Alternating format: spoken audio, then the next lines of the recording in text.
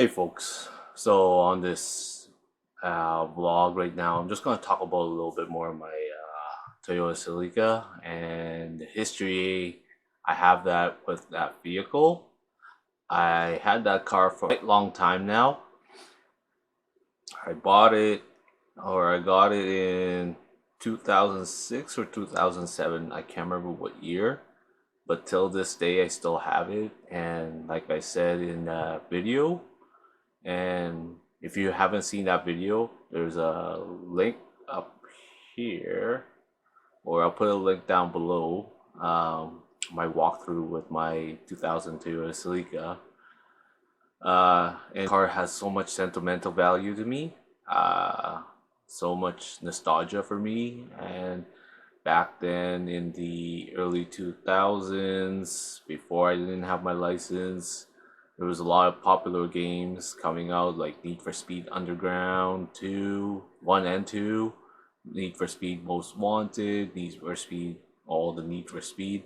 There's even Streetcar Syndicate, Street Racing Syndicate that had the Celica 2 in there. Those were the rise of the tuner culture, or Fast and Furious style as we call it, or the racer days. But when I look at it again, it's, for me, that's how I grew up with cars. There's a lot of nostalgia for me, and now the tuning world has changed. The tuning culture 3 decades ago was totally different than today's tuner culture. Back then, it was probably body kits, spoilers, but now the aftermarket products are coming back. Like I heard, spoilers is getting popular again. Aluminum spoiler, carbon wing, front lip, front chin lip, whatever you guys call it these days. Topic here. Let's go back to my Toyota Celica. Why they still have it? Yeah, it's too much nostalgia for me. Because, well, like I said in that video, we have the engine rebuilt. I blew up the engine when I was raining. It was full rain, and it had a cold air intake. The intake is actually underneath the bumper. That's a cold air intake. It somehow sucked up water. My dad and I and Kuya J rebuilt the engine. So there's a lot of aftermarket products in there. So I don't want to talk about it, how much time we worked on that engine. But I did learn a lot from them about this engine.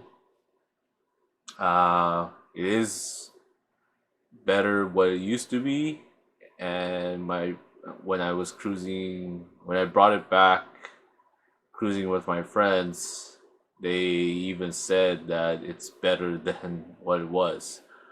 So point being, any car can be rebuilt. You just have to have the time, money, and patience to build it. And now my car is sitting back at home in Regina, and it's just sitting there because I don't know what to do with it. I'm trying to work myself to get reunited with it again. Friends of mine are still surprised I still have the same car. Point is, it's hard to let go when you actually worked on it, build on it. Now my nephew wants to drive it, and I told him, just focus, like, just keep on practicing driving, and you never know, one of these days I will let you drive it. The other thing too is, when that car has been driven in the street, I got huge head turners, and that's how I recall, like, man, people like adore what I did to my car. Yeah, this is like, I can't believe it. That car is almost 23 years old. I can't believe I'm just mumbling all this thing. Yeah, that's basically what I have to talk about. It's really hard for me. All the parts that are in that vehicle, it's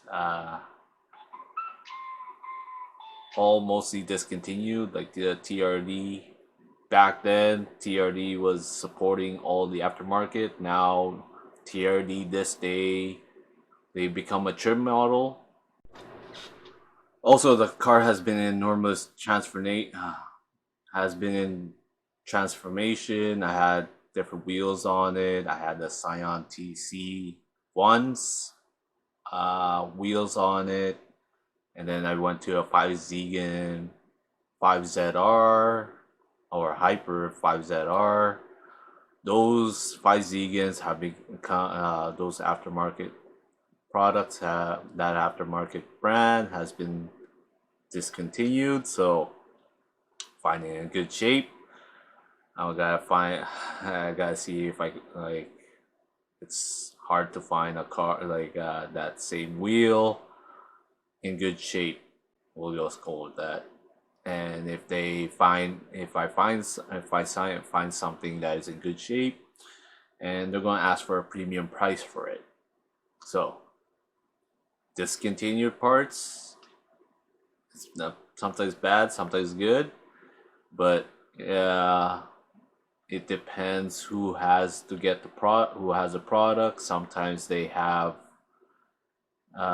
sell it at a premium price. The driving condition of it.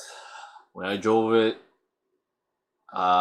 2 years ago now, 3 years ago, felt weird. Uh, it is sitting low. It is an inch and a half all around. I didn't go too low on it. It is rough. I lost all the comfort on it. But when you lose comfort, you get more handling. Don't forget, if you lose comfort, you get more handling, and spring's a little bit stiffer.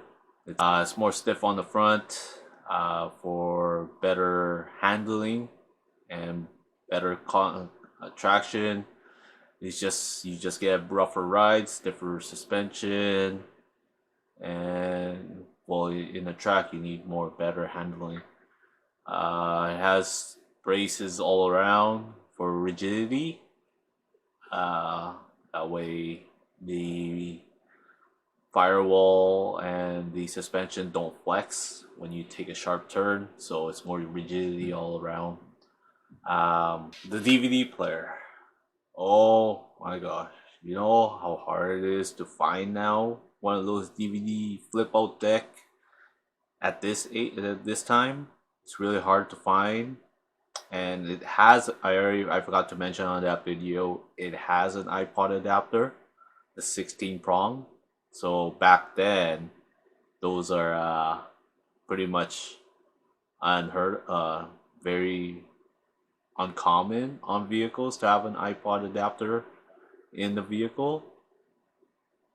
Yeah, and it also had a PlayStation hookup on there, playing Gran Turismo, just for show quality.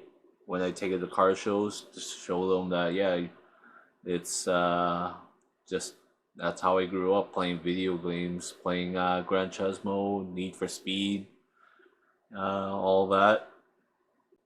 What else? Yeah, and subwoofer is a JL Audio sub amp, mono amp, and 12-inch JL speaker. I just can't remember what actually brand it is. It was on sale when I bought it, and I didn't bother. All I care about is the thump of it. Back in the day, those are the sub. Like you have to have a good sound system with a bass. There's some few peoples I know with like sub and amp here though too. What would be my future modification with that? I don't know. I kind of want to collect. I kind of want to leave it as is, as a nostalgia feeling, have that reliability. But I don't know. I don't know. I do not know what I want to do with it. I just want to let's just go with this. Let's just have fun with it. Maybe in a future episode we'll go back to Regina and let's go for a rip and show you guys what it feels like, just what it feels like to have a modern classic vehicle now. That's how they say it now. It's modern classic. It's the cars that I grew up with from Fast and the Furious era. Yeah, I want to keep it as is. I want to. You never know. We'll just say we'll leave it with that. We don't know. I want for now. We'll just keep it as is. It's good as is. Also, back then in that era of when I got my license, it was hard to find a car for suitable for me. There was only two, three options, two, three, four. It was a Celica, Acura RSX, Honda S2000. There was a Mazda Speed 3.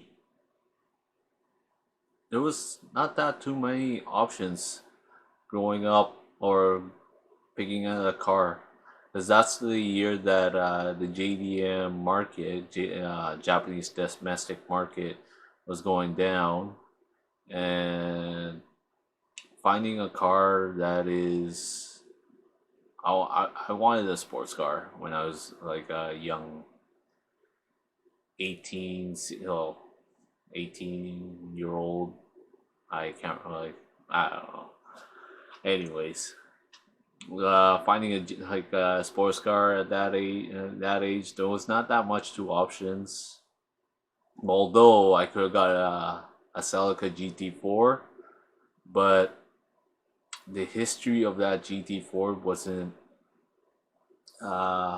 was unknown, and I was still learning how to do mechanics back then. If I had the choice, I made the right choice with this GTS because I learned a lot. And also, when you think about it, front wheel drive is a lot easier to work on.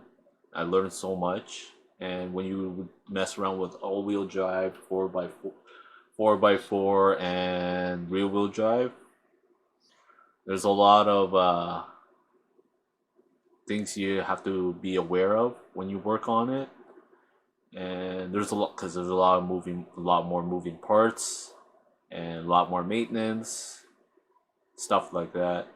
And yeah, but I'm happy with this choice.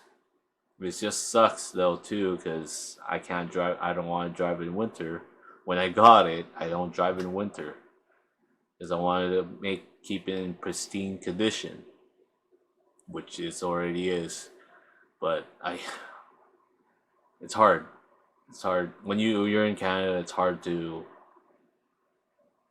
keep a car in pristine condition. You have to at least have two cars. Another thing too, your first car. I've been telling this to my nephew. When you buy a first car, you have to buy something you really like and something that you'll never forget because it's the first car you have the most memories with because you'll be working on it throughout the night with friends, having all that bonding memories, all the blood, sweat, and tears that you have. Like, for example, if you're taking out the ignition coil or replacing a clutch or changing the water pump, you'll get battle scars. I have so many. Scars from working on a tight engine bay. You'll learn so much when you work on your first car. My suggestion is to him,